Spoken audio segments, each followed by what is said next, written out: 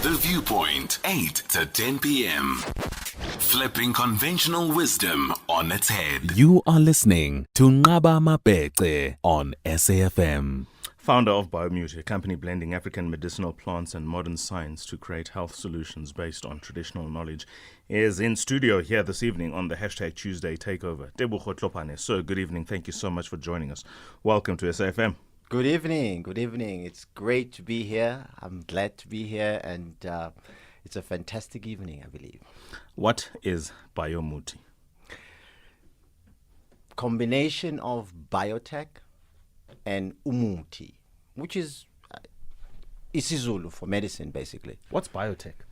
Well, biotech is biotechnology. Your ability to take a natural product and put it through, say, for example... Aloe. Let's talk about aloe. Take aloe.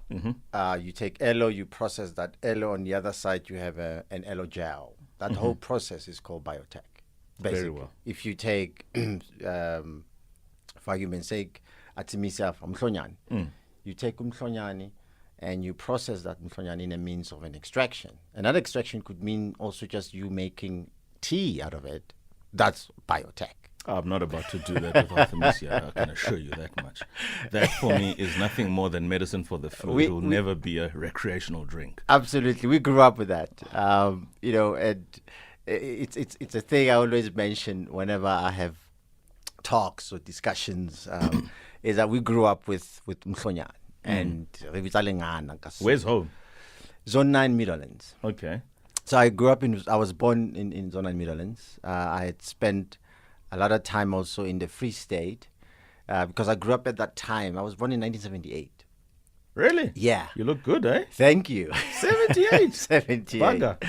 4 years to 50. Well done. You look 4 solid. years to 50. Thank you. Well done. And when we were growing up in the Koko Freestad, one of the things that we were doing, we're grazing, we're called like cow herders, cow herders and stuff like that. But I think the most interesting thing is why I was sent there. I was that kind of a child, Nikki. I was busy, it was during those,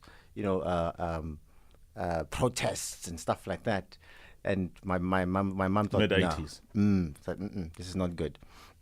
So she send me to my great grandfather. That's in where the Free State. Yeah, I just come down a bit. It didn't take long. Back to Soweto, it was as if I never left. Tell me how you got into this space. I mean, we were starting this conversation before we went live, and I just asked exactly how it is that you got to be in the environment in which you're in, the Muti space in particular, and you were telling me that this is not necessarily something that is unique to you, but rather this is something almost that you've inherited. I don't want to go to the extent of saying it's hereditary, but you've inherited in many respects. Well, you could say that because my grandmother was a traditional healer. My mother is a traditional healer. Literally, I come from a traditional healer space in a sense that, whenever you're sick, you be rest assured that you're not going to get a script to go to a doctor. My grandmother will whip something, whether it's a herb, and they will process it and boil it and extract it, and you drink it, boom, you are back to normal. So this is where I grew up. This is how I grew up. This is how what I know, what I know now. And interesting enough, I'm a business analyst by profession, and I've done all sorts of different projects, from South Africa to China to Thailand and back home. But the most amazing fulfillment I get is doing what I'm doing, making medicine. And I think the combination of combining your traditional herbs, which is our indigenous knowledge system, which is a big thing, by the way, and combining technology and making sure that you're creating a product that a doctor will look at it or a physician that will look at it and understand what's written there and understand if there are any potential contraindication, which would be something that might be working against or together with, depending on whatever medicine you're taking. So that's the to bridge those gaps. And I mean, the countries that I've mentioned, like China, they take their traditional medicine very seriously. When you go to a pharmacy in China, there's two parts to it. There's allopathic, which is your base chemical medication that we now know as medication. And then there's traditional medicine. And the pharmacist studies for 9 years, far longer than our pharmacists here, in knowing the two parts together. And when you're there, you say, I've got this issue. This is what I'm looking for. They will ask you, do you want the traditional medicine or do you want allopathic medication? And that's something that I believe we need to do here in South Africa. But in South Africa, there's an inherent, there's a word there, stigma to the word muti. Yeah, it's colonization. I think one of the things that the colonizers did very well was to call medicine and the practitioners of medicine witch doctors. What is a witch doctor? So those things are pretty much the controversies of why you find that there's a stigma. But having said that there's a stigma, did you know that 80% more so of South Africans actually see a traditional healer as a first point of contact? So 80% of South Africans or yes. 80% of black South Africans? 80% of, well, how many black South Africans? 80% of South Africans. So whether it's an Indian... Is this across the colour line? Yes, across the colour line. Okay, that's interesting. I wouldn't have known. We have white sangomas as we speak. So that culture barrier has been crossed many, many times. So with that in mind, I think it's time that there would be some sort of a bridge that will be able to accommodate both of these professions. And I think the government is trying.